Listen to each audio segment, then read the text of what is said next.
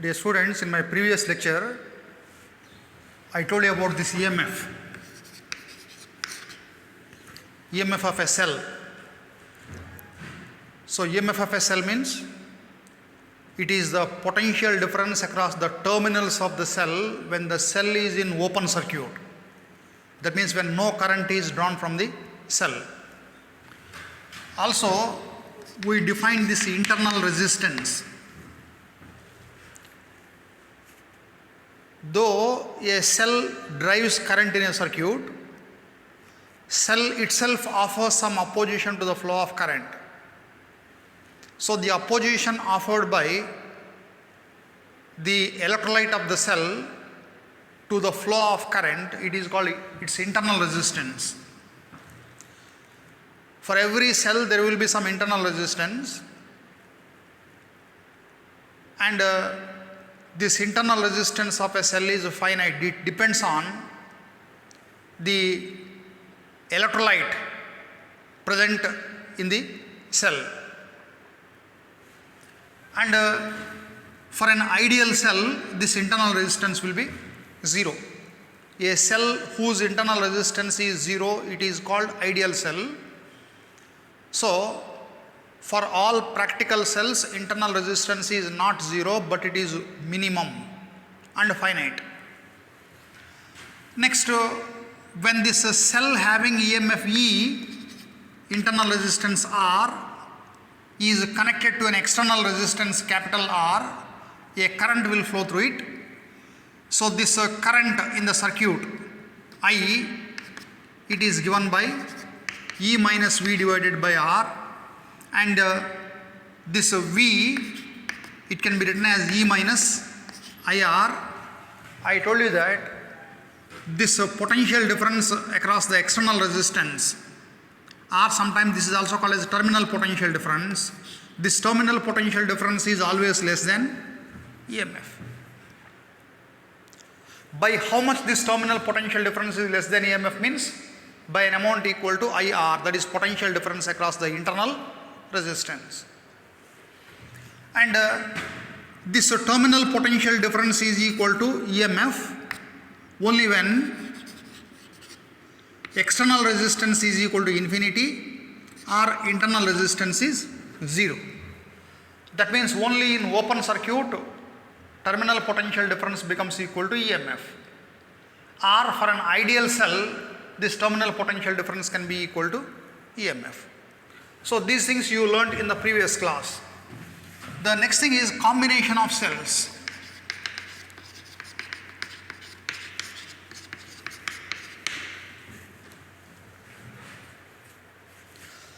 When number of cells are connected into certain combination, it is called as a battery. To understand the functioning of this battery, you need to know how the cells behave when they are connected in series as well as in parallel. So first we shall consider cells in series.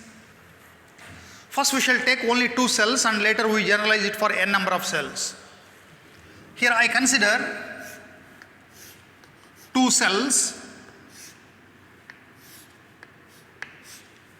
of EMF E1, internal resistance R1, another one EMF E2 and internal resistance R2, connected end to end. So this is a series combination of cells, AC. So this is some point B, intermediate point B. Both these cells, they drive current in this direction. And further, these 2 cells being in series, the current will be the same.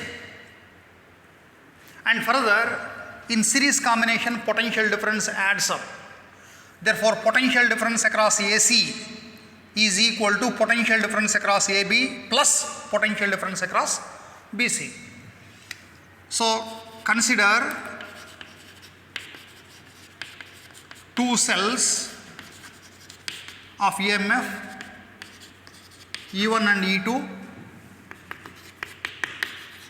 internal resistance R1 and R2 respectively, connected in series.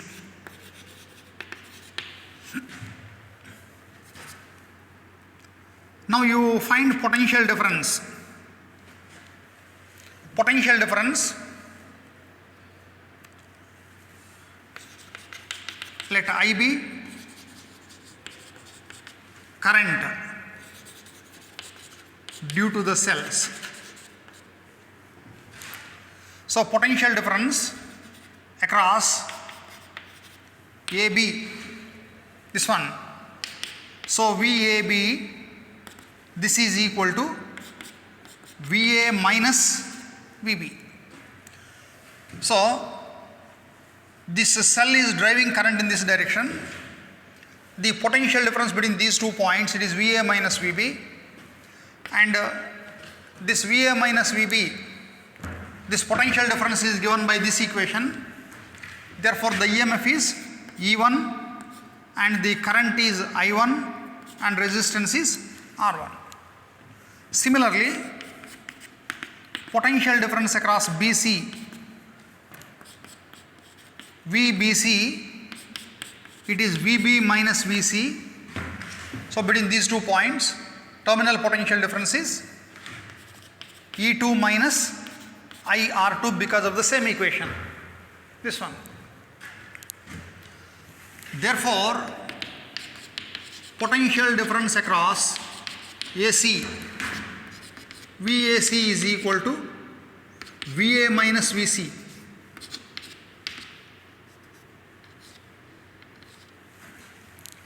VA minus VC, this VA minus VC, it can be written as VA minus VB plus VB minus VC.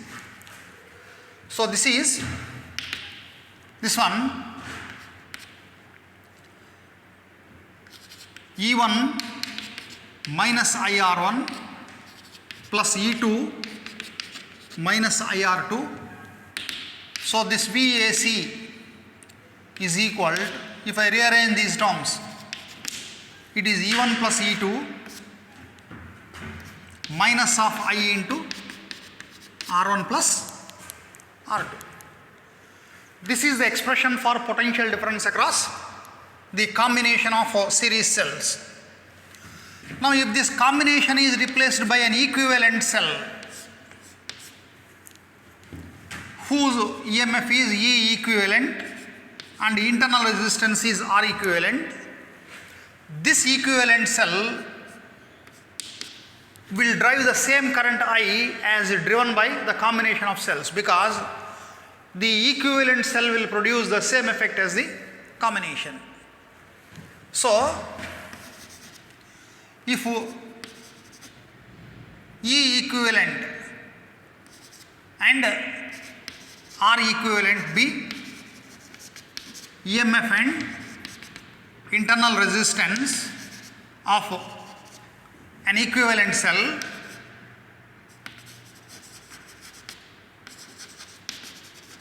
then this V, it can be written as VAC can be written as E equivalent minus IR equivalent. So you compare these two equations, because the series combination of cells and the equivalent cell both will produce the same effect. So when you compare these two equations, on comparing 1 and 2, this E equivalent, it is equal to E1 plus E2, and this R equivalent is equal to R1 plus R2. So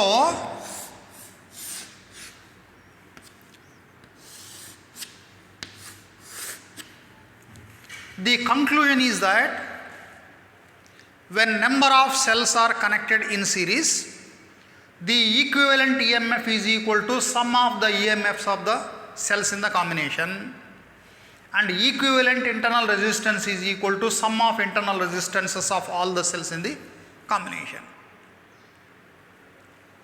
For example, if m identical cells are in series, if m identical cells each of EMF E and internal resistance R are in series, then the equivalent EMF will become m times E.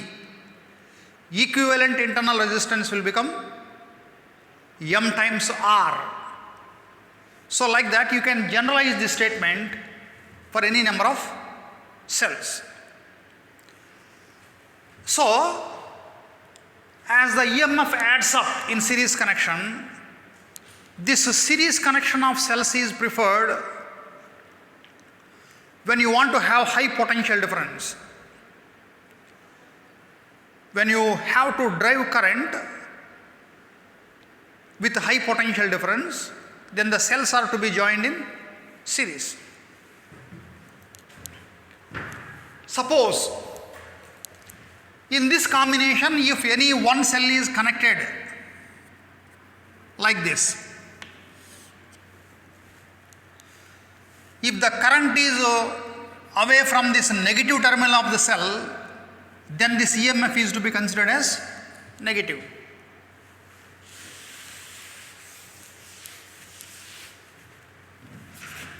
Note,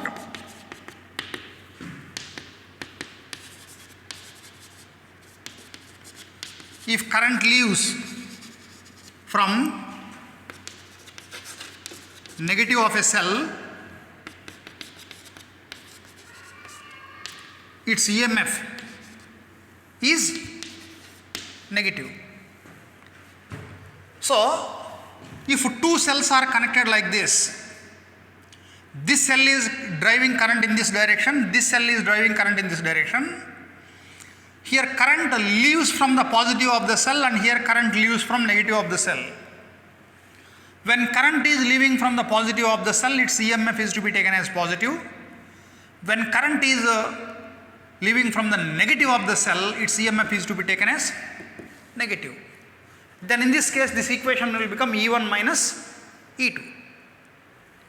Whereas the equation for equivalent internal resistance will remain same, because resistance, it adds up.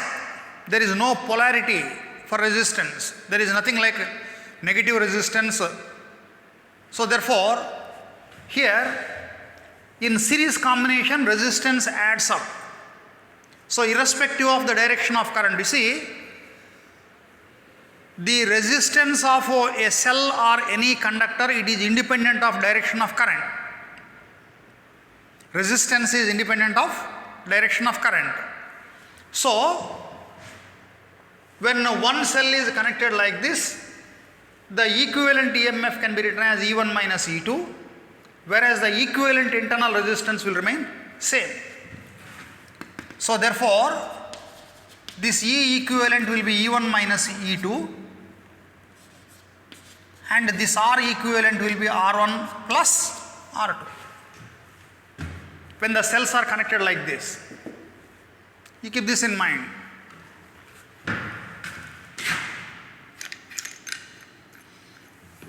So this is about cells in series. The next thing, cells in parallel.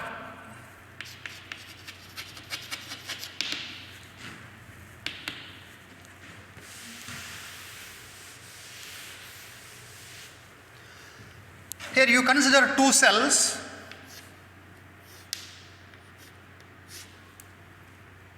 One is of EMF E1, internal resistance R1. The second one is of EMF E2, internal resistance R2. Both are connected in parallel. As you know, in parallel means they must be connected between the same two common points like this.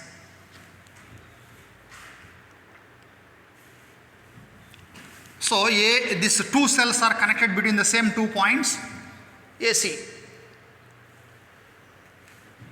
So through this branch, the current is I1, through this branch the current is I2, therefore this becomes the main current I. So this main current I, it is equal to I1 plus I2.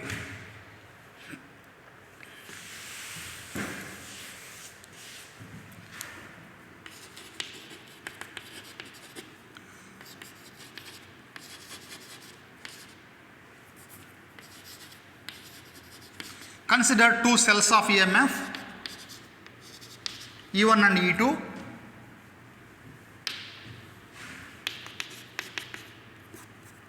Internal resistance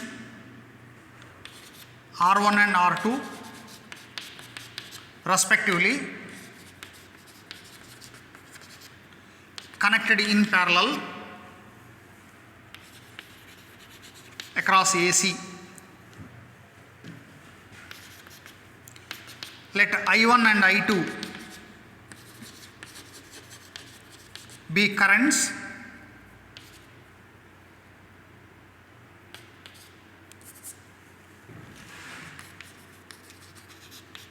through the cells. Therefore, this I1 plus I2 is equal to I.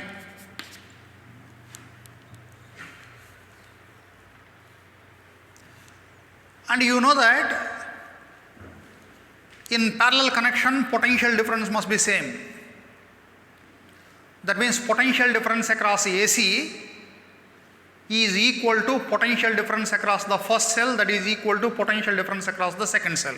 It is like this. Potential difference across this points is same as potential difference across this and potential difference across this.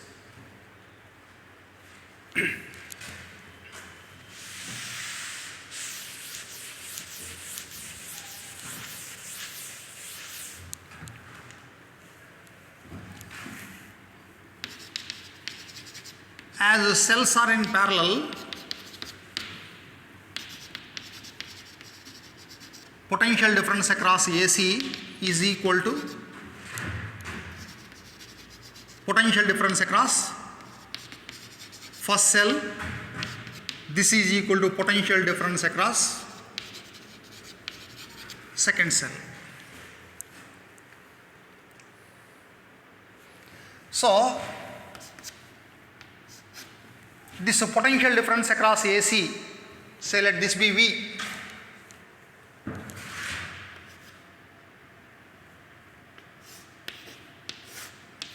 Let this potential difference be V. So, potential difference across the first cell according to this equation,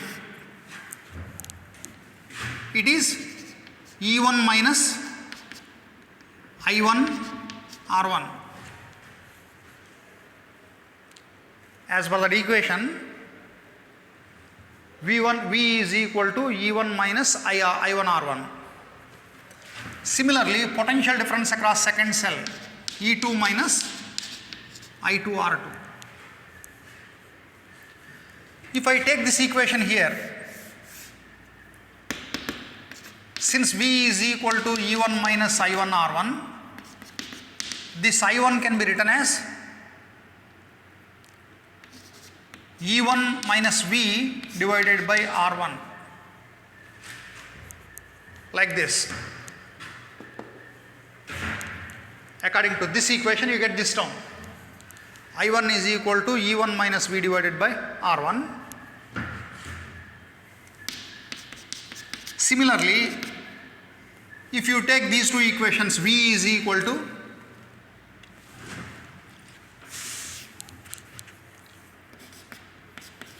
also V is equal to E2 minus I2 R2.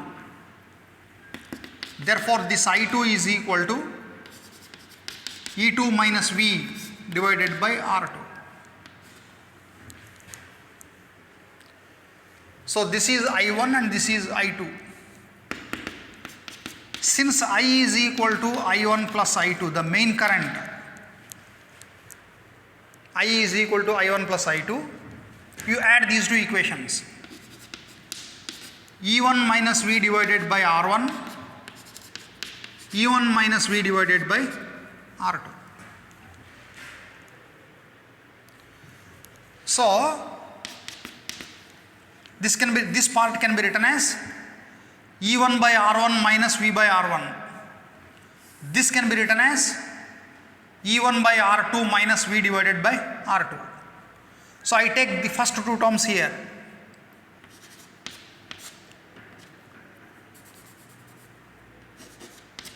E1 by R1 plus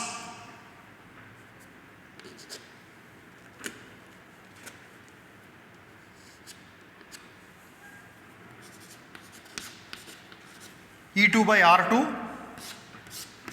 This minus sign common, V is common, 1 by R1 plus 1 by R2.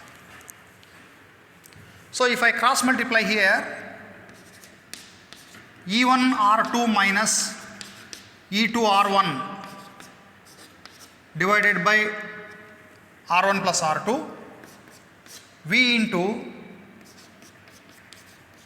R1 plus R2 divided by R1 R2. So the equation is like this. To simplify it further, to simplify this further,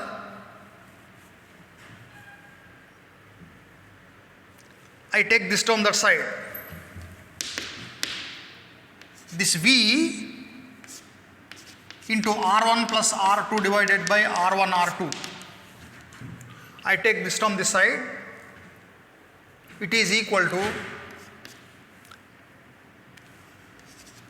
E1 R2 minus E1 R1 divided by R1 R2 minus I. It is like this. Therefore, this V is equal to, I take this term to the other side, E1 R2 minus E1, what is this one? E1 R2 minus E2 R1. So E1 R2 minus E1 E2 R1 divided by R1 plus R2 into R1 R2 divided by R1 plus R2 minus I into R1 R2 divided by R1 plus R2. Just I took this term to the other side. You can strike off these common terms. Therefore, this V is equal to E1 R2 minus E2 R1 divided by R1 plus R2 minus I R1 R2 divided by R1 plus R2. You got the expression for potential difference across AC now. If this combination of cells is replaced by an equivalent cell like this of EMF E equivalent, internal resistance R equivalent, this equivalent cell, it will produce the same effect as the combination. That means if this potential difference is V and the same current I will flow. So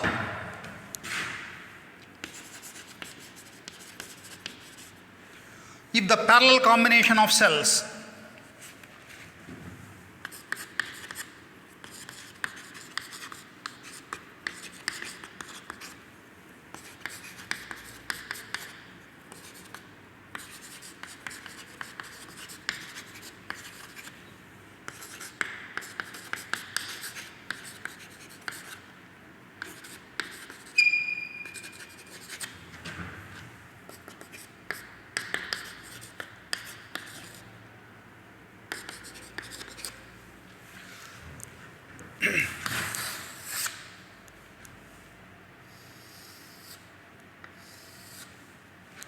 if the parallel combination of cells is replaced by an equivalent cell of EMF E equivalent and internal resistance R equivalent, then this V can be written as E equivalent minus I into R equivalent.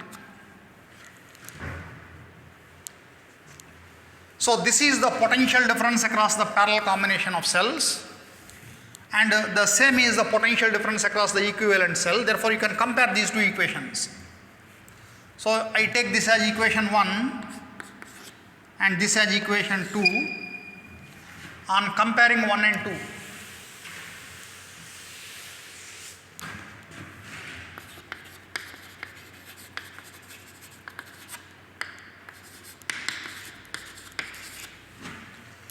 On comparing these two, you can write that E equivalent, it is equal to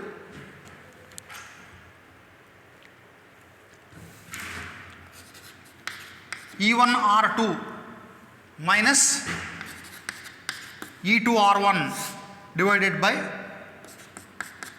R1 plus R2, and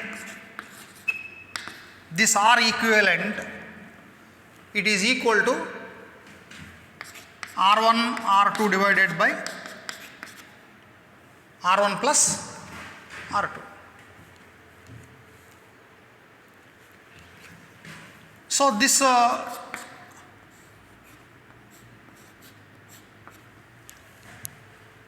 equivalent is equal to R1 R2 divided by R1 plus R2. This can also be written as 1 by R equivalent is equal to 1 by R1 plus 1 by R2, because on taking LCM you get this equation. So, this equation and this equation both are one and the same. So this is a plus sign. Here you see E1 R2 plus, here it is plus, here it is plus. So, you will get a plus sign here. E1 R2 plus E2 R1.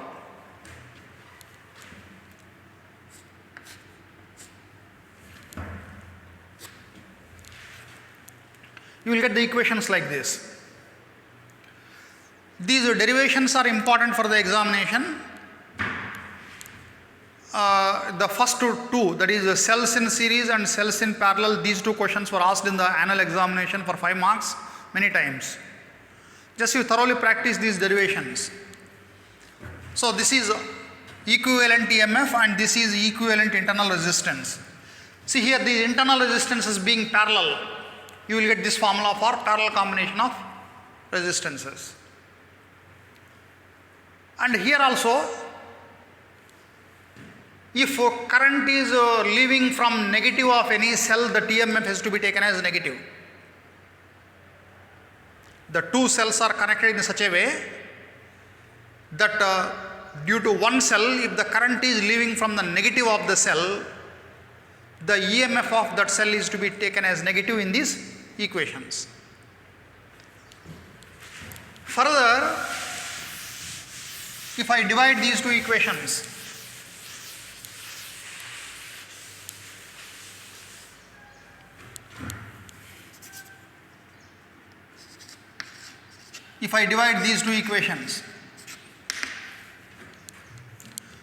this R1 plus R2 in the denominator cancels.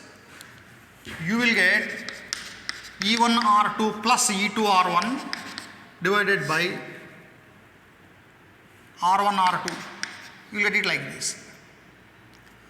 Therefore, this E equivalent divided by R equivalent is equal to E1 R2 divided by R1 plus R2, means R2 will cancel, so E1 by R1. Similarly, E2 divided by R2.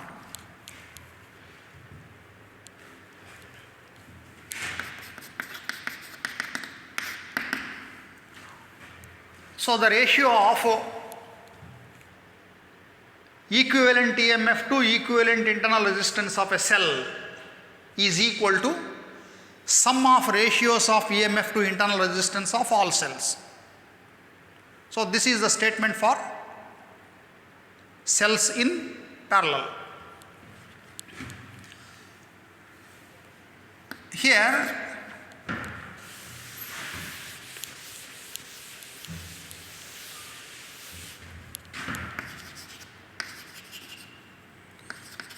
if current leaves from negative of a cell, its EMF is negative. But resistance cannot be, internal resistance cannot be negative. Second thing is, if n identical cells of EMF E and internal resistance R are in parallel, when n identical cells of EMF E and internal resistance are in parallel, then this E equivalent according to this equation, ER plus ER divided by R plus R, so 2ER divided by 2R, so these terms will cancel, that is E. When n identical cells are connected in parallel, the equivalent EMF will be equivalent to the EMF of a single cell. Understand? This is because potential difference adds up only in series connection. In parallel connection, potential difference do not add up, but current will add up. So, if n number of cells are connected, identical cells are connected in parallel, though there are n cells, the effective EMF will be same as that of an individual cell. This is what you mean. When n identical cells are connected in parallel, the equivalent EMF will be as that of a single cell, because the potential difference or EMF do not add up in parallel connection. Whereas this equivalent internal resistance, according to this formula, it is 1 by R1 plus 1 by R2 plus 1 by R3 up to 1 by Rn. So it becomes n divided by R, so it becomes R divided by n.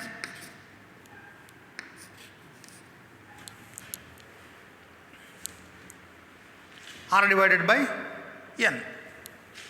So you remember these points regarding these cells in parallel. And if you go through the NEET or JEE books, you come across a mixed grouping of cells. That is m cells in series connected into n parallel branches. That is called mixed grouping. There will be m number of series cells connected in n number of branches. In such a mixed grouping, maximum current can be drawn when the external resistance is equal to equivalent internal resistance. These points will be given in CET books. But as far as the board examination is concerned, this much is enough. So this is all about the combination of cells.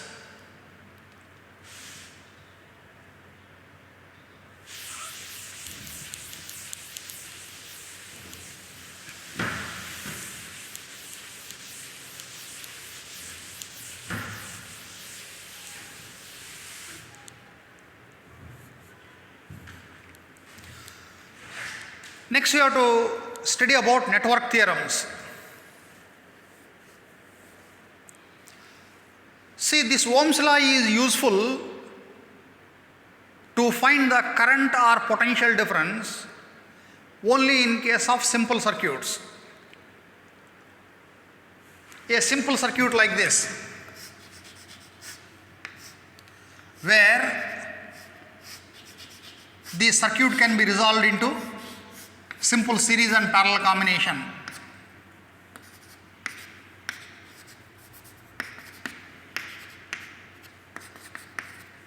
So this is a simple circuit where it can be resolved into series and parallel combination. In these type of simple circuits, you can find the current in any branch, the potential difference across any resistor using simple Ohm's law. Ohm's law is enough to find the current or potential difference across any external resistance. But electronic circuits are not always as simple as this. So you come across circuits where number of circuit elements and power sources, they are connected in a complicated manner. In such cases, this simple Ohm's law is not much useful to find the current or potential difference between any 2 points in a circuit. In such type of complicated networks, we need to use network theorems to find the current or potential difference. There are many network theorems like Thevenin's theorem, Norton's theorem, maximum power transfer theorem, superposition principle, Kirchhoff's laws, like that. There are so many network theorems are there. But in your syllabus, only Kirchhoff's laws are mentioned. So, now you are going to study about these Kirchhoff's laws.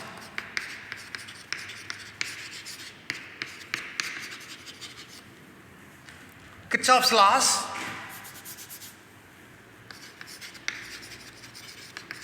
of electrical networks.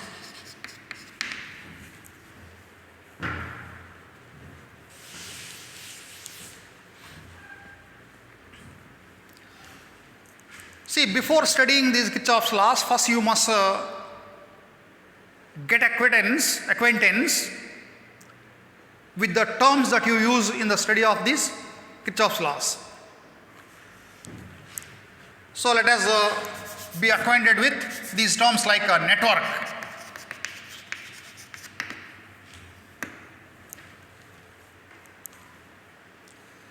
So network means it is a complicated connection of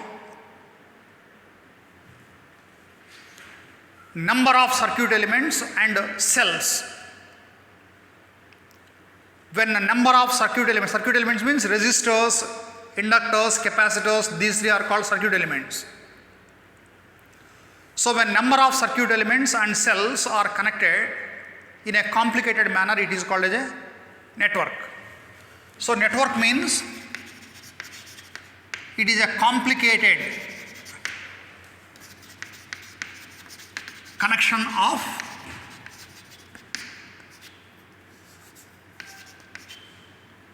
circuit elements and power sources or cells.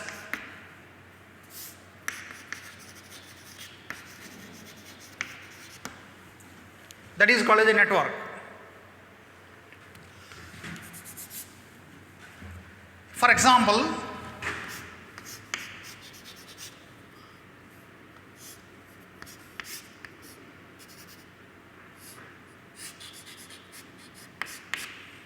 here you see, there is a network like this.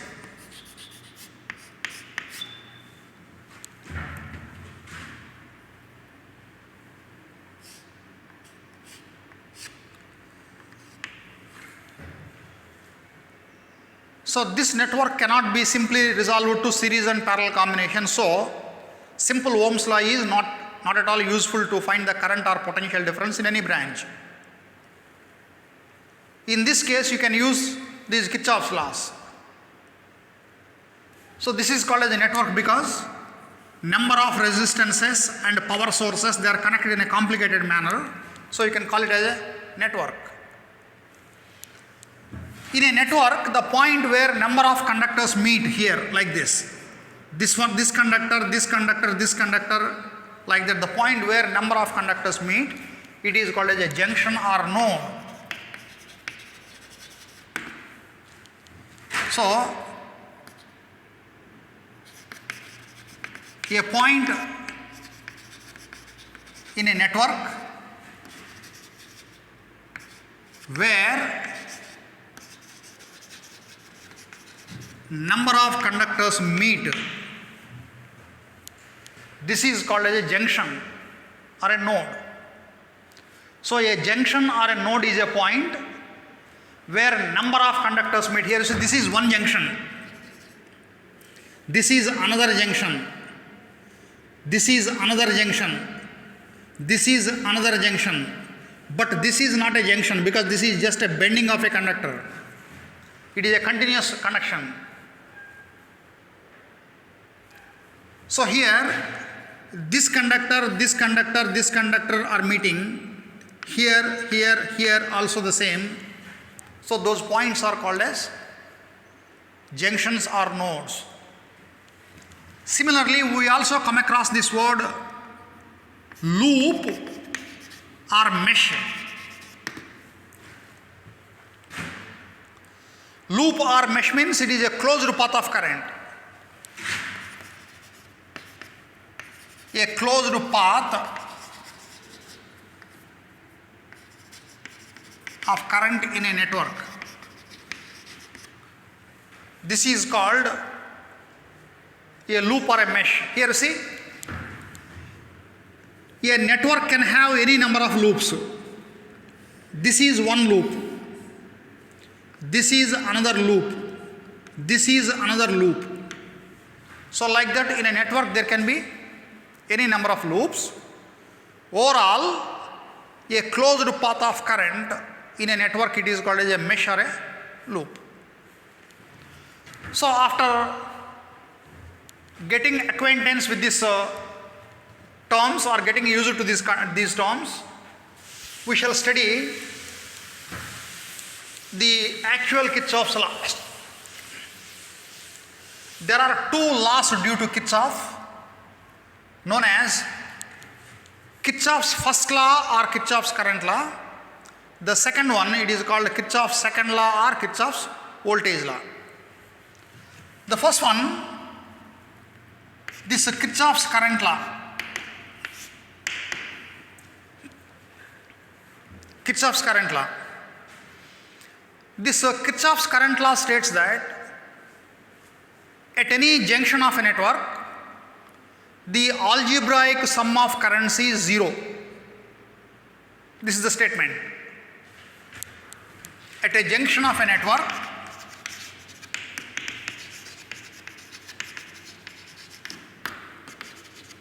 the algebraic sum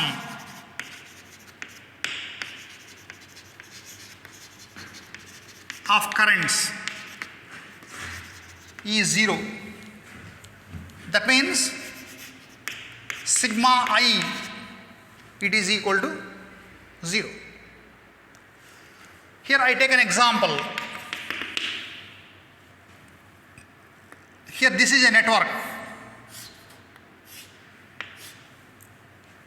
So in this network, this is some junction of a network. Here a current I1 is coming like this, a current I2 is going like this, a current I3 is going like this, I4 is coming like this, I5 is going like this.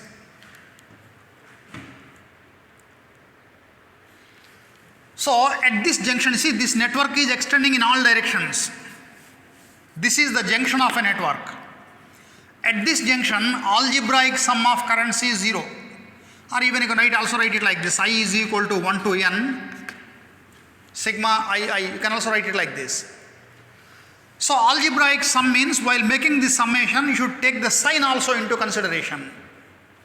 That means first you have to consider this sign convention. Sign convention means the usual way of taking sign when you have to take positive sign and negative sign. So the sign convention here is the currents entering towards the junction, they must be taken as positive. Currents leaving away from the junction, they must be taken as negative. This is the sign convention. So according to this sign convention, if I write this algebraic sum of currents, here see current I1 is entering, so it is plus I1. Current I2 is leaving away from the junction, so it is minus I2. This is also leaving, minus I3. This is entering toward the junction, plus I4. This is leaving away, minus I5. So this is the algebraic sum of currents. According to first law, this should become equal to 0. So if I rearrange these terms, this I1 plus I4 is equal to I2 plus I3 plus I5. So here, what is this I1 plus I4? It is the sum of currents entering the junction. This is equal to sum of currents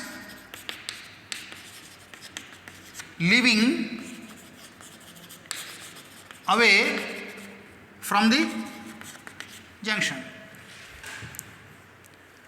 That means at any junction of a network, total current entering is equal to total current leaving. By definition, current means rate of flow of charge. So, sum of currents entering the junction is equal to sum of currents leaving away from the junction means the charge entering the junction at any instant is equal to charge leaving away from the junction at the same instant. So here, whatever charge comes here, at the same moment equal amount of charge leaves away. That means charges do not accumulate at the junction. Charges do not accumulate at the junction. So, it is nothing but the law of conservation of charge. Understand? When there is no current, there is no charge at the junction. Even when current is flowing, charge entering is equal to charge leaving, therefore net current is still 0. That means it is nothing but the law of conservation of charge. So,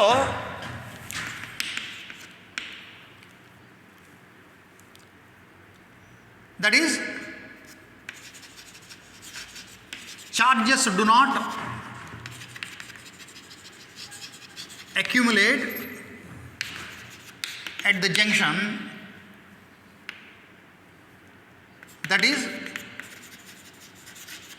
charge is conserved.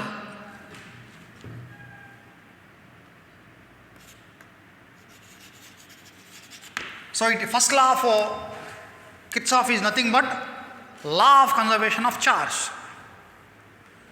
The first law of Kirchhoff, it is a consequence of law of conservation of charge. So, this is the statement, and here I took an example. From this example, I have shown that the first law of Kirchhoff, it is a consequence of law of conservation of charge. So, next we have to study the Kirchhoff's second law or Kirchhoff's voltage law. We shall take it in the next class.